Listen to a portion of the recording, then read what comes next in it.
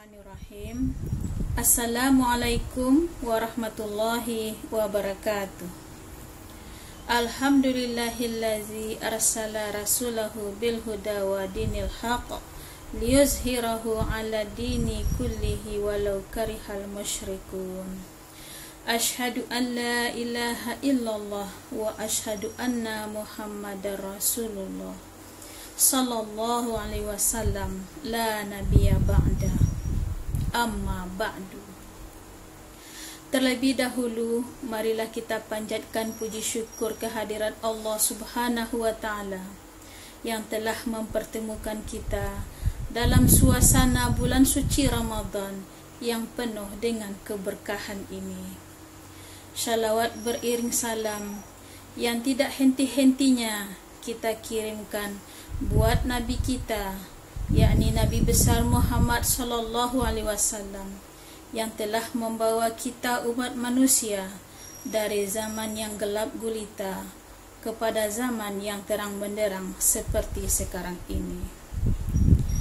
Dan untuk anak-anakku yang tercinta yang berada di rumah, yang lagi sedang mengikuti materi pesantren kilat secara online ini, Umi doakan semoga anak-anakku semuanya berada dalam keadaan sehat walafiat di tengah-tengah keluarga tercinta. Amin, amin, ya Rabbal Alamin. Nah, untuk judul materi pesantren kilat kita pada hari pertama ini adalah keutamaan saum dan ibadah di bulan puasa. Untuk makna saum dalam judul yang kita bahas saat ini, yaitu bermakna puasa atau menahan. Sedangkan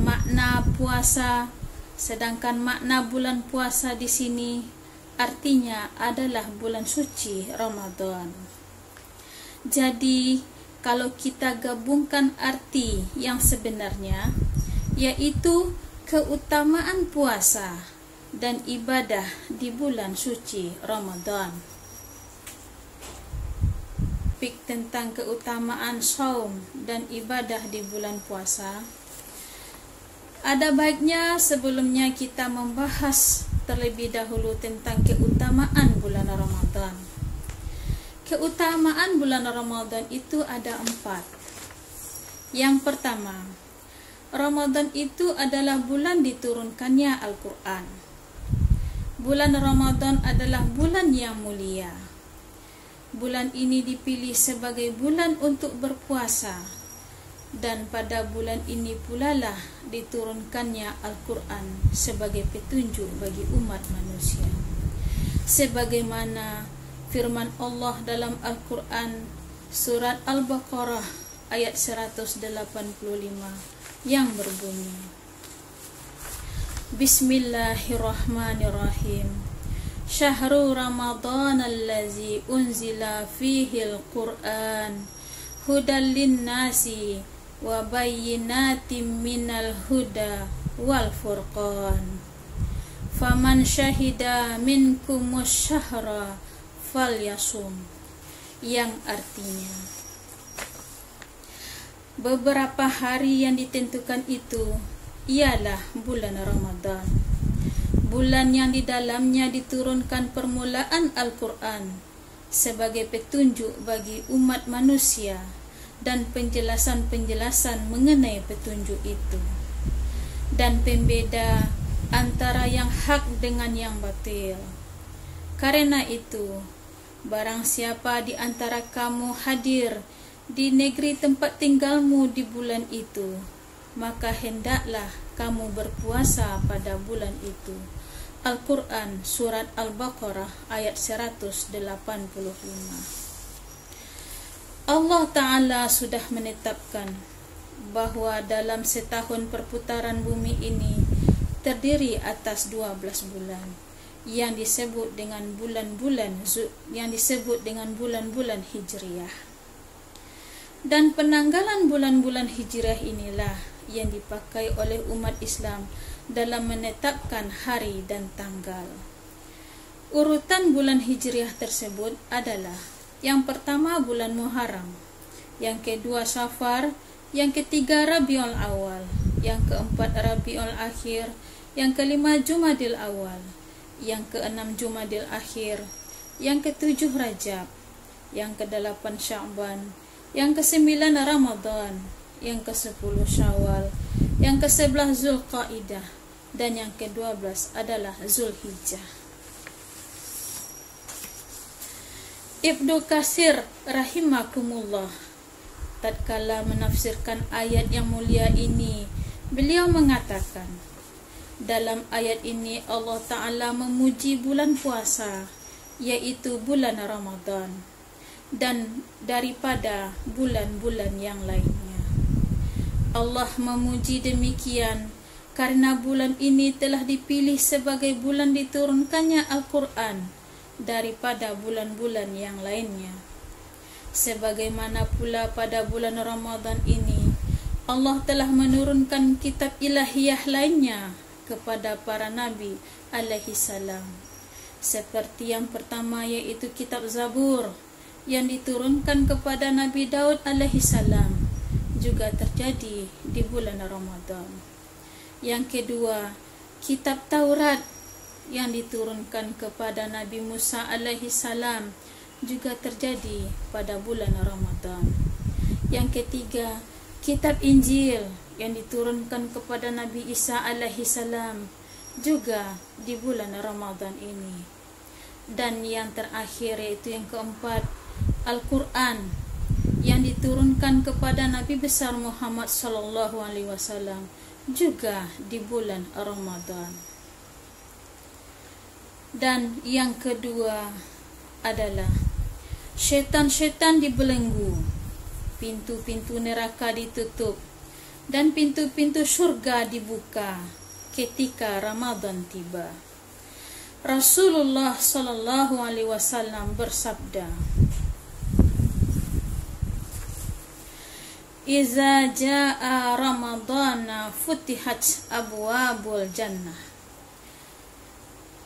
wa ghulaqat abwabun nar wa fusidat syayatin," yang artinya, apabila Ramadan tiba, pintu surga dibuka, pintu neraka ditutup, dan syaitan-syaitan pun dibelenggu. Hadis riwayat Muslim. Syekh Ibnu Utsaimin rahimakumullah mengatakan, pintu-pintu syurga dibuka pada bulan ini karena banyaknya amal soleh yang dikerjakan umat manusia, khususnya umat Islam, sekaligus untuk memotivasi umat Islam untuk melakukan kebaikan. Pintu-pintu neraka ditutup karena sedikitnya maksiat yang dilakukan oleh orang-orang yang beriman. Syaitan-syaitan diikat, kemudian dibelenggu, tidak dibiarkan lepas seperti di bulan-bulan lain selain dari bulan Ramadan. Yang ketiga yaitu terdapat malam yang penuh kemuliaan dan berkah. Yang ketiga yaitu terdapat malam yang penuh kemuliaan dan keberkahan di bulan Ramadan. Pada bulan Ramadan terdapat suatu malam yang lebih baik daripada 1000 bulan, yaitu malam Lailatul Qadar atau malam kemuliaan. Pada malam inilah, yaitu tanggal 17 Ramadan, diturunkannya Al-Quran yang dijadikan sebagai petunjuk bagi umat Islam. Dan Allah Subhanahu wa ta'ala juga berfirman di dalam surat Al-Qadar ayat 1-3 yang berbunyi, Bismillahirrahmanirrahim. Inna anzalnahu fi lailatul qadr wa ma adraka ma lailatul qadr. Lailatul qadri khairum min alfi syahri. Yang artinya, sesungguhnya kami telah menurunkannya Al-Quran pada Lailatul Qadar atau malam kemuliaan. Dan tahukah kamu apakah malam kemuliaan itu? Malam kemuliaan itu lebih baik daripada 1000 bulan. Al-Quran Surat Al-Qadar ayat 1-3. Dan Allah Ta'ala juga berfirman di dalam Al-Quran Surat Ad-Dukhan ayat 3 yang berbunyi sebagai berikut. Bismillahirrahmanirrahim. Inna anzalnahu fi lailatin mubarakatin inna kunna munzirin, yang artinya sesungguhnya kami menurunkannya pada suatu malam yang diberkahi, dan sesungguhnya kamilah yang memberi peringatan. Al-Quran Surat Ad-Dukhan ayat 3. Ibnu Abbas, Qatadah, dan Mujahid mengatakan bahwa malam yang diberkahi tersebut adalah malam Lailatul Qadar. Yang keempat, bulan Ramadan adalah salah satu waktu dikabulkannya doa. Rasulullah sallallahu alaihi wasallam bersabda, sesungguhnya Allah membebaskan beberapa orang dari api neraka pada setiap bulan Ramadan. Dan setiap Muslim apabila dia memanjatkan doa, maka pasti dikabulkan. Hadis riwayat Al-Bazzar. Jadi bulan Ramadan itu adalah bulan di mana doa-doa setiap Muslim itu diterima dan diijabah oleh Allah.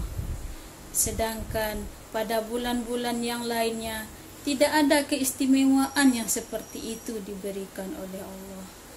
Jadi beruntunglah orang-orang yang banyak dia berdoa, banyak dia berzikir, banyak dia beribadah, dan banyak dia membaca Al-Quran pada bulan suci Ramadan.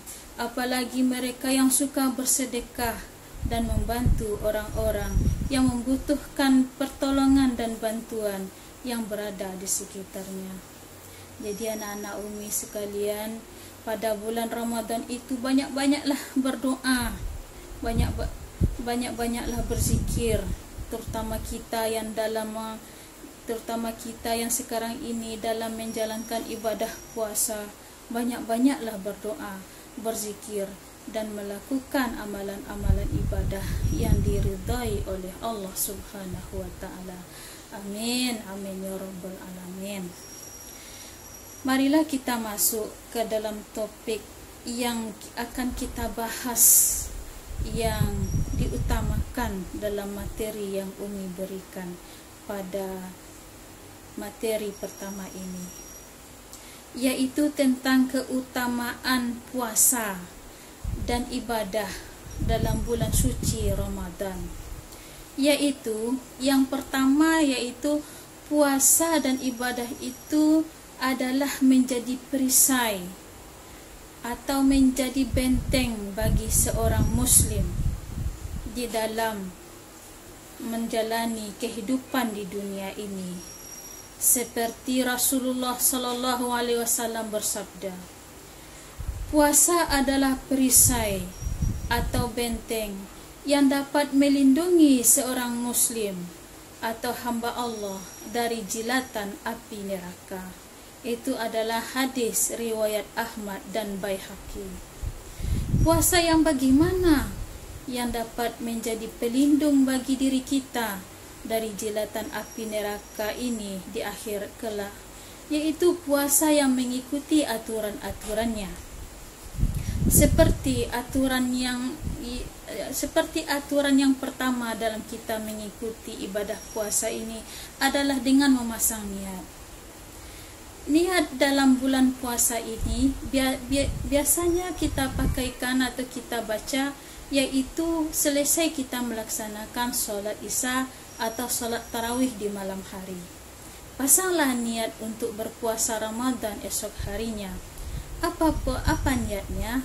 anak-anak Umi sekalian pasti mengetahui apa niat puasa itu, yaitu nawaitu sauma ghadin an adai fardu sahri ramadana hazihi sanati lillahi ta'ala.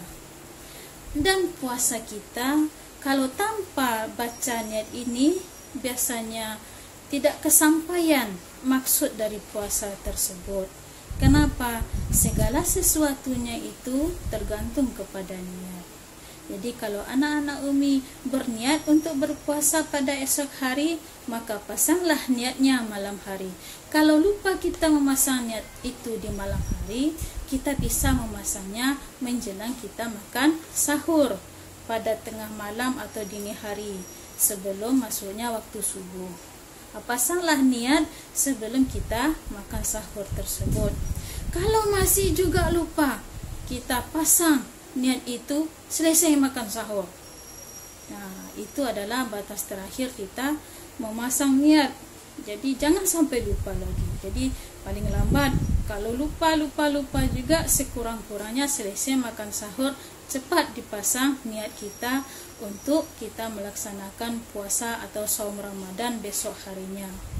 Dan kita juga diwajibkan untuk melaksanakan sahur dengan tujuannya supaya besoknya kita berpuasa itu dalam keadaan stabil atau fit kondisi badan kita. Jadi makan sahur itu diwajibkan. Nah, walaupun hanya seteguk air saja. Ya, kalau bagi yang tidak sempat dia makan nasi atau makan segala macam karena ketiduran, sekurang-kurangnya seteguk air itu sudah menjadi sahur bagi dia.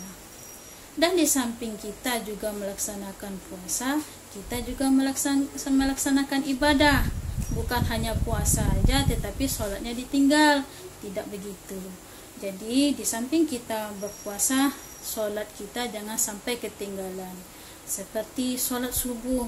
Jadi selesai kita sahur jangan langsung tidur, tetapi kita harus melaksanakan sholat subuh terlebih dahulu.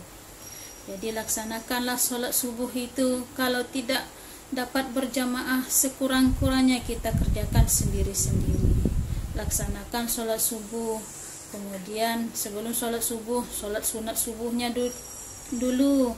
Setelah selesai sholat sunat subuh, sholat subuhnya. Kemudian zikir, doa, dan kalau bisa kita memperbanyak bacaan Al-Quran selesai melaksanakan sholat subuh. Perbanyaklah ibadah di dalam bulan suci Ramadan itu. Insya Allah pahalanya akan berlipat ganda dan akan menjadi pelindung bagi diri kita nanti kelak di akhirat dari jilatan api neraka. Kemudian lagi yang kedua, yaitu orang yang berpuasa dan beribadah pada bulan Ramadan itu akan mendapatkan pahala yang tak terhingga dari Allah Subhanahu wa ta'ala. Kalau kita berpuasa di hari biasa, dapat pahalanya cuma satu. Tetapi kalau kita berpuasa di bulan Ramadan, pahala kita itu dilipat gandakan oleh Allah, sehingga sampai 70 kali lipat dilipat gandakan oleh Allah pahala berpuasanya.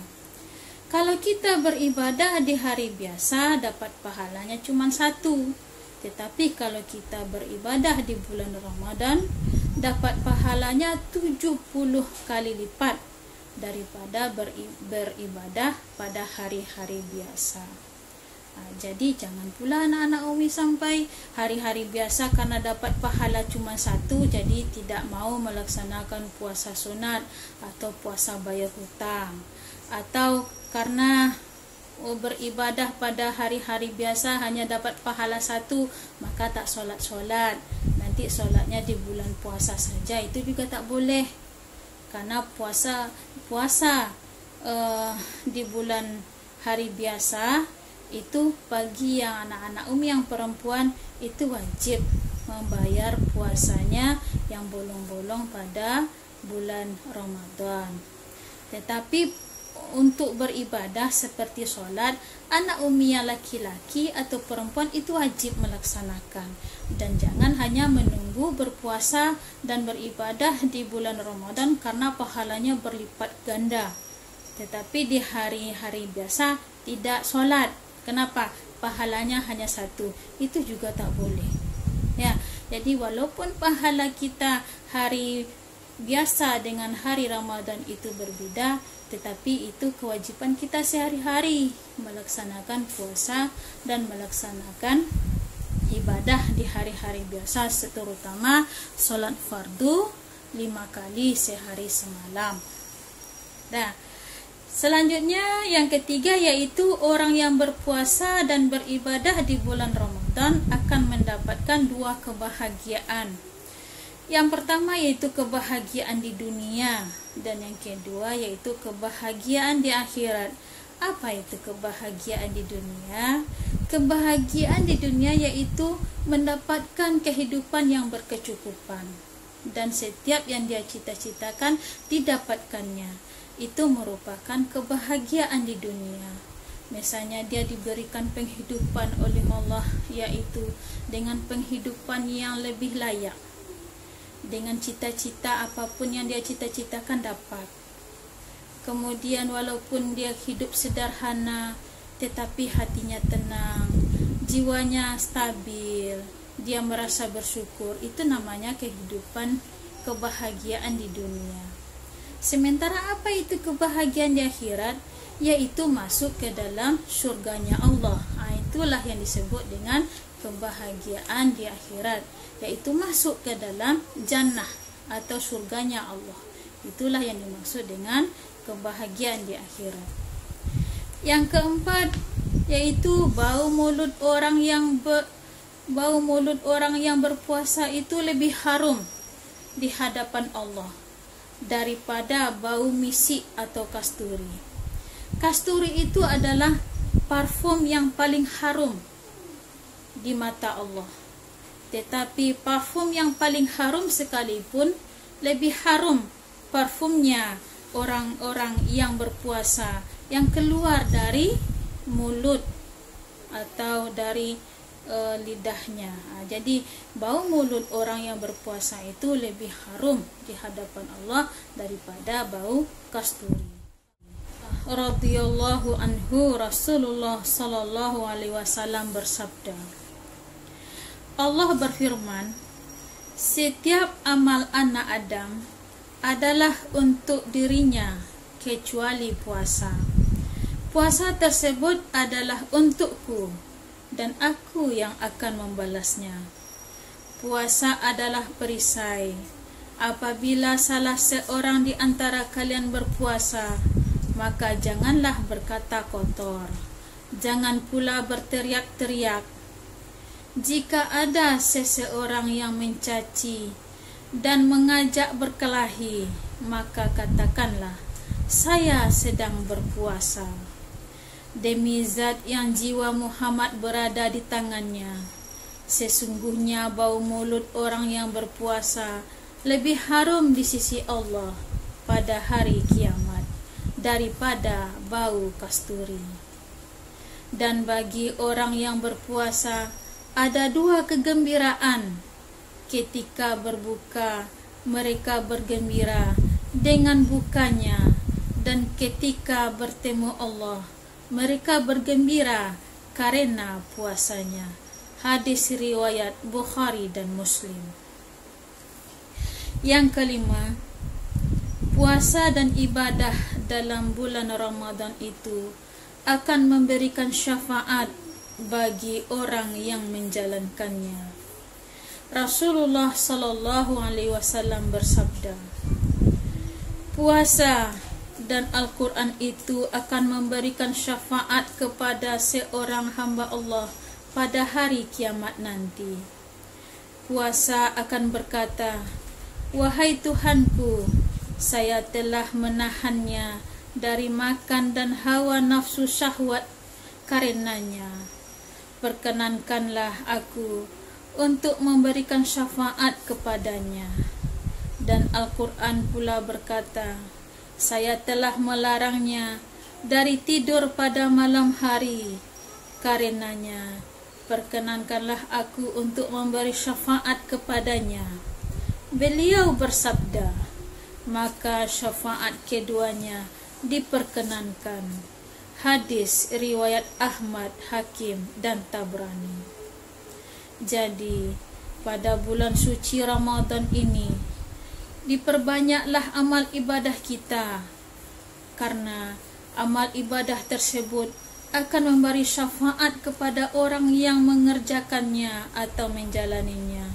Seperti perbanyaklah membaca Al-Quran, karena nanti di hari akhirat Al-Quran itu akan menjadi syafaat bagi diri kita sendiri, untuk kita terbebas dari siksaan api neraka. Jadi kalau kita rajin membaca Al-Quran, dikala hari akhirat nanti datang, maka dia itu akan didatangi oleh Al-Quran yang sering dia baca tersebut. Maka Al-Quran itu akan memberikan syafaat kepadanya, karena dia sudah sering membaca Al-Quran, sehingga sampai tengah malam pun dia rela meninggalkan tidurnya demi membaca Al-Quran. Dan begitu juga puasa ini. Nanti di hari akhirat, puasa ini akan mendatangi siapa-siapa hamba-hamba Allah yang rajin menjalankannya. Didatanginya lah hamba-hamba tersebut dan diberinya syafaat oleh puasa tersebut kepada hamba Allah itu, dengan memohonkan kepada Allah bahwa seseorang itu telah melaksanakan puasa karena Allah. Dia menahan dirinya dari lapar dan dahaga. Dia menahan dirinya dari lapar dan dahaga dan nafsu syahwatnya. Sehingga dua amalan ini, yaitu puasa dan membaca Al-Quran, akan menjadi syafaat bagi diri kita nanti di akhirat kelak. Jadi perbanyaklah amalan yang dua ini pada bulan Ramadan, yaitu membaca Al-Quran dan berpuasa dengan sungguh-sungguh dari lubuk hati yang paling dalam. Yang keenam, yaitu orang yang berpuasa dan beribadah dalam bulan suci Ramadan ini akan mendapatkan pengampunan dosa. Abu Hurairah radhiyallahu anhu berkata, Rasulullah sallallahu alaihi wasallam bersabda, Man shama Ramadana imanan wa ihtisaban, ghufira lahu ma taqaddam min zanbi. Yang artinya, barang siapa yang berpuasa di bulan Ramadan karena iman dan mengharapkan pahala dari Allah, maka dosanya di masa lalu pasti akan diampuni. Hadis riwayat Bukhari dan Muslim. Nah, dengan kita berpuasa di bulan Ramadan, karena kita yakin dengan keimanan kita kepada Allah dan mengharapkan pahala yang besar dari Allah, dengan melaksanakan ibadah yang banyak, maka Allah akan mengampuni dosa kita yang telah berlalu pada tahun sebelumnya. Dan oleh karena itu, sekali lagi Umi ingatkan kepada anak-anak Umi semuanya, berpuasalah kalian itu dengan bersungguh-sungguh. Jangan berpuasa dengan main-main, dan jangan dianggap remeh amalan ibadah puasa ini. Jangan di mata orang tua atau keluarga kalian berpuasa, tetapi di belakang mereka kalian minum, di belakang mereka kalian makan, dan di belakang mereka kalian menonton film-film porno atau gambar-gambar porno, atau melakukan hal-hal yang maksiat atau dilarang oleh agama. Tetapi begitu kalian balik ke rumah lagi, di hadapan kedua orang tua kalian atau saudara-saudara kalian, kalian mengaku berpuasa. Berarti kalian adalah merugikan diri kalian sendiri, karena kalian telah melakukan tindakan yang gegabah, tindakan yang ceroboh, tindakan yang merugikan diri sendiri di akhir kelak. Karena puasa dengan penuh kebohongan tersebut tidaklah akan diterima oleh Allah. dan tidaklah puasa itu akan bisa mengampuni dirinya, akan mengampuni dosanya yang telah berlalu, tetapi malah akan menambah kepada tumpukan-tumpukan dosanya karena dia melaksanakan puasa dengan sia-sia. Kemudian yang ketujuh, yaitu bagi orang yang berpuasa dan beribadah di bulan Ramadan akan disediakan oleh Allah surga Ar-Rayyan. Surga Ar-Rayyan itu sudah digambarkan oleh Allah. Surga Ar-Rayyan itu sudah digambarkan oleh Rasulullah sallallahu alaihi wasallam dalam sabdanya. Sesungguhnya di surga itu ada sebuah pintu yang bernama Ar-Rayyan. Pada hari kiamat, orang-orang yang berpuasa akan masuk ke dalam surga melalui pintu tersebut, dan tidak ada seorang pun yang masuk melalui pintu tersebut kecuali mereka. Dikatakan kepada mereka, di mana orang-orang yang berpuasa? Maka orang-orang yang berpuasa pun berdiri, dan tidak ada seorang pun yang masuk melalui pintu tersebut kecuali mereka. Jika mereka sudah masuk, maka tertutuplah pintu tersebut, dan tidak ada lagi seorang pun yang bisa masuk melalui pintu tersebut. Hadis riwayat Bukhari dan Muslim. Jadi bagi orang yang berpuasa tersebut sudah disediakan sebuah pintu khusus bagi mereka untuk masuk ke dalam surganya Allah, yang disebut dengan pintu Ar-Rayyan. Pintu Ar-Rayyan ini adalah pintu yang sangat istimewa di pandangan Allah, sehingga hanyalah orang-orang tertentu atau orang-orang yang rajin berpuasa di bulan Ramadan lah yang bisa masuk ke dalam pintu tersebut. Karena pintu tersebut begitu sangat istimewanya, begitu dijaga oleh banyak malaikat, sehingga kalau sudah masuk ke dalam pintu tersebut, orang-orang yang beribadah puasa dengan sungguh-sungguh, orang yang betul-betul menjaga puasanya dengan sungguh-sungguh, maka tertutuplah pintu Ar-Rayyan tersebut, dan tidak diperkenankan lagi orang lain masuk ke surga melewati pintu tersebut. Dan bersyukurlah anak-anak Umi yang memang betul-betul menjaga amalan puasanya dengan sungguh-sungguh. Semoga kalian semuanya masuk ke dalam surga nanti melalui pintu Ar-Rayyan tersebut. Amin, amin, amin ya Rabbal Alamin. Semoga pembahasan di atas dapat mendorong kita agar lebih bersemangat lagi untuk mendapatkan keutamaan berpuasa dan beribadah di bulan Ramadan dengan cara menghiasi hari-hari di bulan Ramadan yang penuh dengan berkah ini dengan amal soleh yang sesuai dengan tuntunan Allah dan Rasulnya yang mulia.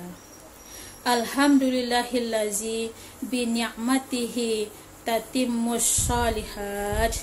Wa sallallahu ala sayyidina Muhammadin wa ala alihi wa sahbihi wa sallam. Assalamualaikum warahmatullahi wabarakatuh.